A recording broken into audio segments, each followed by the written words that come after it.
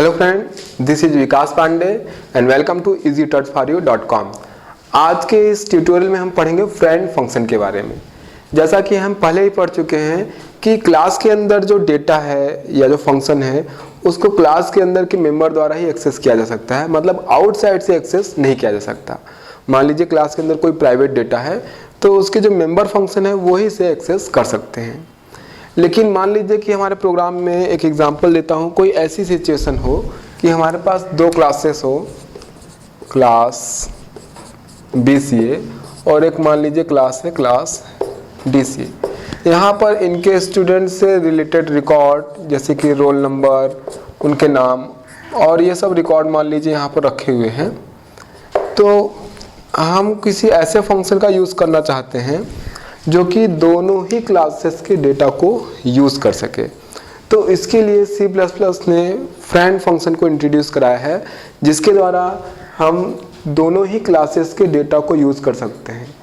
इसका मतलब यह हुआ कि फ्रेंड फंक्शन जो होता है वो दोनों ही क्लासेस द्वारा शेयर किया जाएगा, दोनों ही क्लासेस में वो कॉमन होगा। तो इस तरीके से जब कभी हम ऐसा प्रोग्राम बनाते हैं या इस तरीके से टास्क की ज़रूरत पड़ती है तो हम फ्रेंड फंक्शन का यूज़ करते हैं। फ्रेंड फंक्शन असल में नॉन मेंबर फंक्शन होता है, वो किसी क्लास का मेंबर नहीं होता, लेकिन वो जिन क्लासेस के डेटा को यूज़ करना है आप फ्रेंड कीवर्ड के साथ उसे वहाँ डिक्लेयर करेंगे ताकि वो वहाँ के जो डेटा है उन्हें एक्सेस कर सके। तो यहाँ पर एक एग्जांपल देता हूँ कि आप फ्रेंड जो फंक्शन होगा उसे पब्लिक या प्राइवेट दोनों ही एरिया में बना सकते हैं। मान लीजिए यहाँ पर मैं एक एग्जांपल दे रहा हूँ, पब्लिक। यहाँ पर हमने एक फंक्शन बनाया वाइट डिस्प वाइट, और इसी तरीके से एक फंक्शन मैंने बनाया यहाँ पर वाइट डिस्प वाइट, और इसके साथ यूज़ किया फ्रेंड कीवर्ड फ्रेंड। तो इस तरीके से यहाँ पर आप देख पाएंगे कि ये जो फंक्शन है डिस्प जो कि हमने फ्रेंड बनाया है, ये दोनों ही क्लासेस के डेटा को शेयर कर सकता है, जबकि ये दोनों क्लासेस का मेंबर नहीं होता। यहाँ पर ये डिक्लेयर तो किया जाता है एक या एक से अधिक क्लासेस में, उन क्लासेस में डिक्लेयर किया जा सकता है जिनके डेटा हमें एक्सेस करने हैं उस फंक्शन द्वारा। लेकिन इस फंक्शन को हम बाहर नॉर्मल फंक्शन की तरह ही डिफाइन करते हैं। मतलब जब इसे हम डिफाइन करेंगे तो हम लिखेंगे वाइट डिस्प वाइट। यहाँ आप ध्यान देंगे कि यहाँ पर न ही किसी क्लास का नाम, न ही कोई स्कोप रिजोल्यूशन, यानी इसमें स्कोप का रिस्ट्रिक्शन नहीं होता, और क्लास का नाम भी यूज़ नहीं किया जा रहा है क्योंकि किसी स्पेसिफिक क्लास का मेंबर नहीं है। ये नॉन मेंबर फंक्शन होते हुए भी दूसरे क्लासेस के जो प्राइवेट डेटा हैं उनको एक्सेस कर सकता है, दूसरे क्लासेस के जो मेंबर हैं उनको एक्सेस कर सकता है। तो इस तरीके से जब हम ऐसे फंक्शन बनाते हैं तो यहाँ पर फ्रेंड कीवर्ड का यूज़ करते हैं। तो फ्रेंड कीवर्ड के साथ बनाए गए इस तरीके के फंक्शन जो कि किसी क्लास के मेंबर नहीं होते हैं, नॉर्मल फंक्शन की तरह ही C++ फंक्शन की तरह डिफाइन होते हैं बाहर में, और कॉल भी किए जाते हैं बिना किसी ऑब्जेक्ट के, क्योंकि ये किसी क्लास के मेंबर नहीं होते। इन्हें हम फ्रेंड फंक्शन कहते हैं। ये किसी एक क्लास में या एक से अधिक क्लास में लिए यूज़ किए जा सकते हैं। आप जब इसको बनाएंगे तो ये डिफाइन नॉर्मल फंक्शन की तरह ही होगा, लेकिन जिन क्लासेस के अंदर के आपको डेटा यूज़ करने हैं आप वहाँ पर इसे फ्रेंड कीवर्ड के साथ डिक्लेयर करेंगे। तो उन क्लासेस में इन्हें डिक्लेयर करना ज़रूरी है जहाँ से उनके डेटा हमको यूज़ करने हैं। तो इस तरीके से ये एक नॉन मेंबर फंक्शन है। अब फ्रेंड फंक्शन के लिए कुछ रूल्स हमको याद रखना ज़रूरी है। उन रूल्स को हम देख लेते हैं एक एक करके, ताकि प्रोग्राम बनाते समय आपको इसमें कोई कन्फ्यूज़न ना हो। फ्रेंड कीवर्ड के साथ जब हम ऐसे फंक्शन बनाते हैं तो हम फ्रेंड कीवर्ड का यूज़ करते हैं, चूँकि ऐसे फंक्शन किसी क्लास के मेंबर नहीं होते, इसलिए जब हम इसे क्लास से बाहर डिफाइन करते हैं तो क्लास का नाम या स्कोप रिजोल्यूशन ऑपरेटर का यूज़ नहीं करते, क्योंकि स्कोप का इस पर कोई रिस्ट्रिक्शन नहीं होता। दूसरा, चूँकि स्कोप का इस पर कोई रिस्ट्रिक्शन नहीं होता है, जब हम इसे कॉल करते हैं तो बिल्कुल नॉर्मल फंक्शन की तरह बिना किसी ऑब्जेक्ट के कॉल करते हैं। मान लीजिए उसका नाम डिस्प है तो हम इसे कॉल करेंगे सीधे सीधे डिस्प। तो इसका मतलब यह हुआ कि चूंकि ये किसी क्लास के मेंबर नहीं होते, इसलिए ऑब्जेक्ट द्वारा इनको कॉल नहीं किया जाता, इन्हें डायरेक्ट इनके नाम से ही नॉर्मल फंक्शन की तरह ही कॉल किया जाता है। तीसरा, जब हम फ्रेंड फंक्शन को डिफाइन करते हैं तो इसे एक नॉर्मल फंक्शन की तरह ही डिफाइन करते हैं जैसा मैंने यहाँ बताया। लेकिन फ्रेंड फंक्शन, अगर मान लीजिए कि फ्रेंड फंक्शन है वाइड डिस्प। अब यहाँ पर देखिए, फ्रेंड फंक्शन जो होगा यूजुअली उसका जो आर्गुमेंट होता है वो क्लास का ऑब्जेक्ट होता है, क्योंकि फ्रेंड फंक्शन द्वारा हम एक या एक से अधिक क्लासेस के डेटा को यूज़ करते हैं। नॉन मेंबर फंक्शन है तो हम उसे आर्गुमेंट के रूप में वहाँ पर यूज़ करते हैं उस क्लास का ऑब्जेक्ट।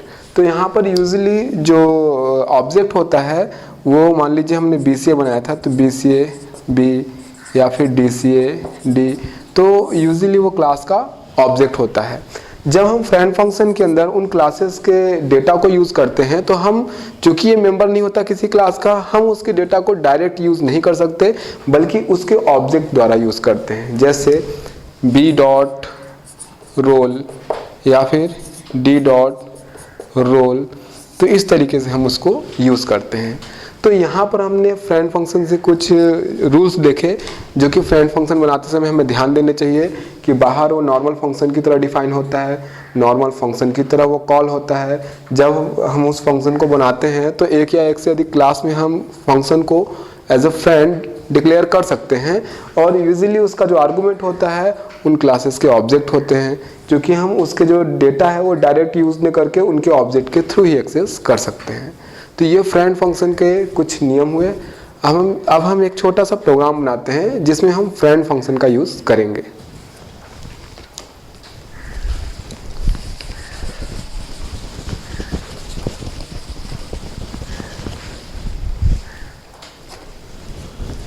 यहाँ पर मैं एक छोटा सा प्रोग्राम बनाने वाला हूँ जहाँ पर हमारे पास दो क्लास होगा और एक फ्रेंड फंक्शन बनाएंगे जो उन दोनों क्लासेस के डेटा को यूज़ करेगा। तो इसके लिए हम एक छोटा सा प्रोग्राम बनाते हैं। स्टार्ट करते हैं।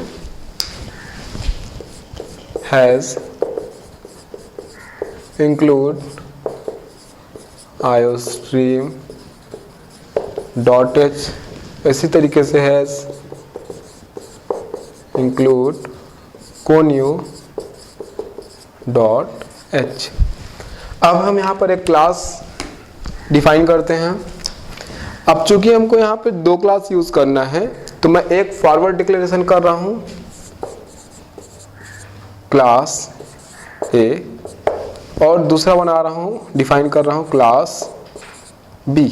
तो यहाँ पर आप देखेंगे कि मैंने क्लास A यानी क्लास का नाम बनाकर और यहाँ पर सेमीकोलन का यूज़ किया है। तो ये मैंने क्लास को डिक्लेयर किया है, डिफाइन नहीं किया है।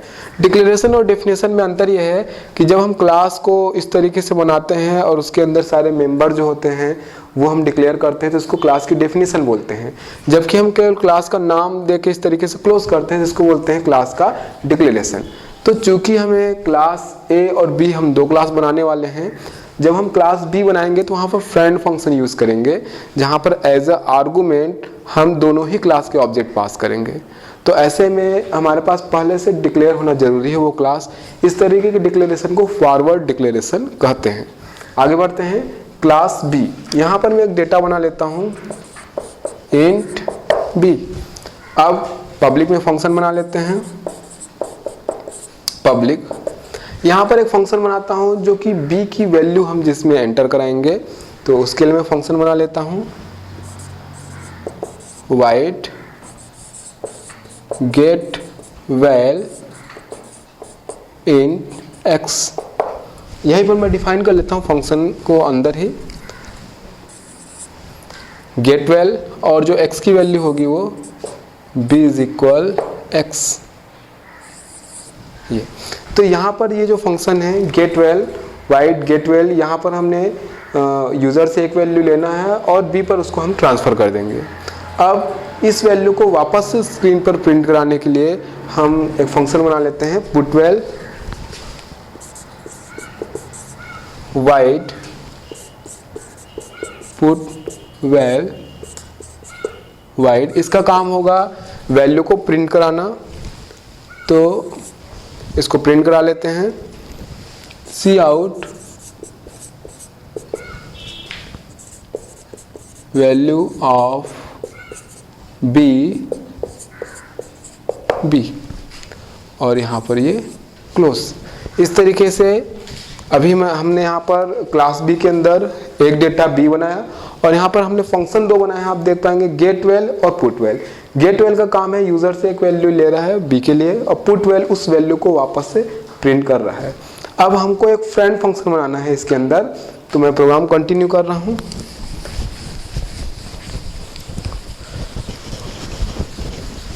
और एक फ्रेंड फंक्शन यहाँ पर मैं डिक्लेयर कर रहा हूँ, फ्रेंड वाइड ऐड। और यहाँ पर चूंकि हमें क्लास ए और बी दोनों के ही डेटा यूज करने हैं, तो यहाँ पर मैं आर्गुमेंट के रूप में पास करूँगा क्लास ए के लिए और क्लास बी के लिए हमको ऑब्जेक्ट यूज करना है, तो class A comma class B. हमने नाम लिखा टाइप के रूप में, ए और बी के दो आर्गुमेंट हम यूज करेंगे, ए और बी के ऑब्जेक्ट। यहाँ पर ये क्लास क्लोज। तो इस तरीके से ये क्लास ए हमने कंप्लीट किया, डिफाइन किया। अब क्लास बी हमने डिफाइन किया, क्लास ए को हमने फॉरवर्ड डिक्लेयर किया हुआ है। अब क्लास ए को हम यहाँ पर डिफाइन करते हैं, क्लास ए। इसके अंदर मैं डेटा बनाता हूँ इंट ए, और उसी तरीके से यहाँ भी मैं दो फंक्शन बना रहा हूँ पब्लिक में, void get val int X, और इसको हम कॉपी करेंगे x में एज इक्वल x। दूसरा मैं इसी तरीके से फंक्शन बना रहा हूँ इसकी वैल्यू प्रिंट करने के लिए, वाइड पुट वैल वाइड। यहाँ पर इसकी वैल्यू हम प्रिंट करेंगे सी आउट वैल्यू ऑफ ए, हमारे पास वेरिएबल है ए, और इस तरीके से ये यहाँ पर क्लोज। तो सेम बिल्कुल जैसे हमने बी में बनाया था वैसा ए में हमने फंक्शन बनाया, एक ही वैल्यू लेता है और एक ही वैल्यू प्रिंट करता है। यहाँ भी हमको चूँकि इसका भी हमको डेटा यूज़ करना है, प्राइवेट डेटा, तो जो भी डेटा इसका यूज़ करना है वो फ्रेंड फंक्शन द्वारा। तो हम यहाँ भी एक फ्रेंड फंक्शन, यानी जो हमारा फंक्शन है ऐड, उसको भी यहाँ पर हम एज अ फ्रेंड डिक्लेयर करेंगे, जो कि ये फंक्शन दोनों में ही कॉमन रहेगा। और आप दो या फिर दो से अधिक में भी इसे एज अ फ्रेंड डिक्लेयर कर सकते हैं। तो फिर हम यहाँ पर इसको डिक्लेयर करेंगे फ्रेंड वाइड, उसके बाद फंक्शन का नाम है ऐड, और यहाँ पर आर्गुमेंट के रूप में होगा ए और बी, और ये क्लोज। तो यहाँ पर ए और बी दोनों ही क्लासेस को हमने डिफाइन कर दिया। दोनों क्लासेस में दो नॉर्मल फंक्शन है जो कि ए और बी उसके अंदर जो डेटा है उनकी वैल्यू लेते हैं और प्रिंट करते हैं, जबकि एक नॉन मेंबर फंक्शन ऐड है जो कि दोनों में एज अ फ्रेंड डिक्लेयर किया गया है। इसका मतलब वो दोनों का मेंबर तो नहीं है, बाहर डिफाइन होगा क्लासेस के, लेकिन वो दोनों ही क्लासेस के प्राइवेट मेंबर या डेटा को एक्सेस कर सकता है।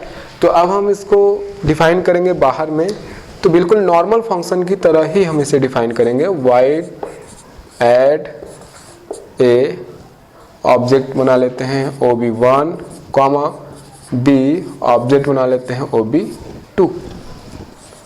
ये तो हमने ऑब्जेक्ट 1 और ऑब्जेक्ट 2 यहाँ पर ये दो ऑब्जेक्ट बना लिए। अब हम यहाँ पर इन दोनों ही ऑब्जेक्ट का एडिशन प्रिंट कराएंगे।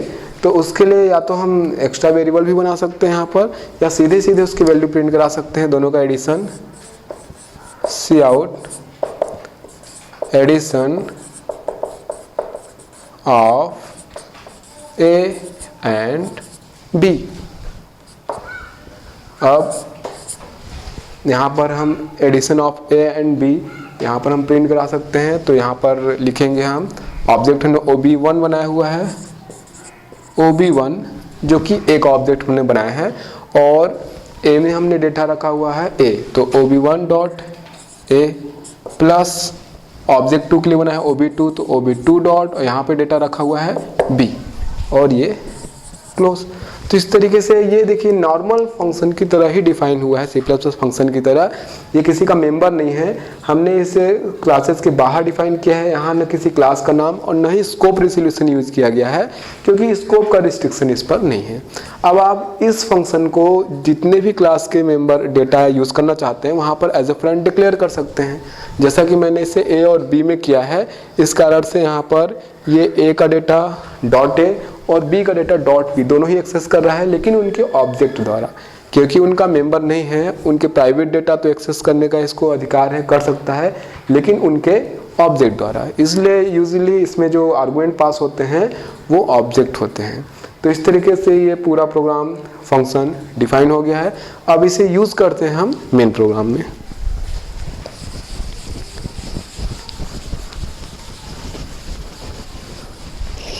मेन प्रोग्राम बनाते हैं, मेन फंक्शन बनाते हैं।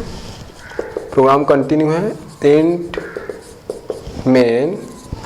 अब हमारे पास क्लास है ए, इसका ऑब्जेक्ट मैंने बना लिया ए, और बी क्लास का ऑब्जेक्ट मैंने बना लिया बी।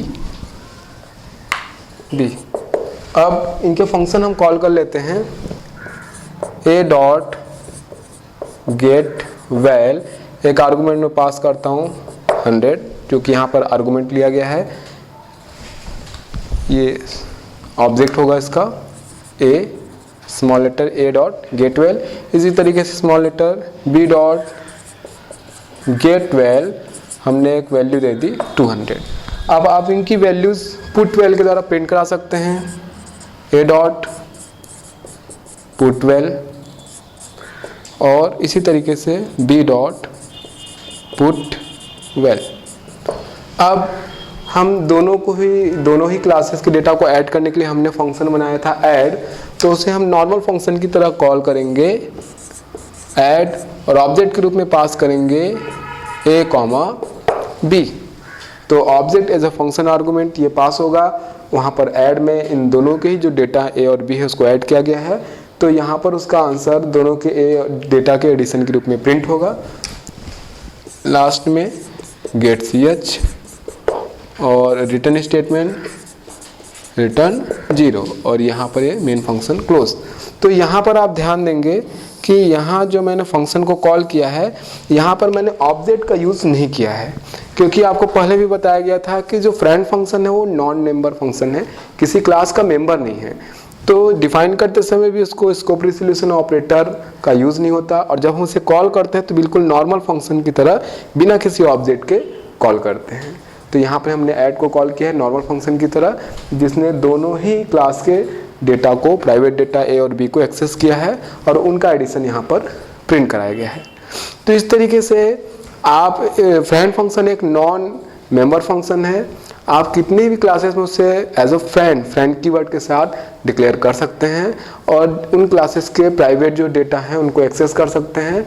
और उनकी डेटा एक्सेस करने के लिए आपको एज अ ऑब्जेक्ट, यानी उन क्लासेस के ऑब्जेक्ट एज ए आर्गुमेंट पास करने होंगे, ताकि ऑब्जेक्ट के थ्रू उनके डेटा एक्सेस कर सके। क्योंकि वो मेंबर नहीं है, इसलिए वो उनके ऑब्जेक्ट के थ्रू ही उनके डेटा एक्सेस कर पाएंगे। वो प्राइवेट प्रोटेक्टेड डेटा हो सकते हैं।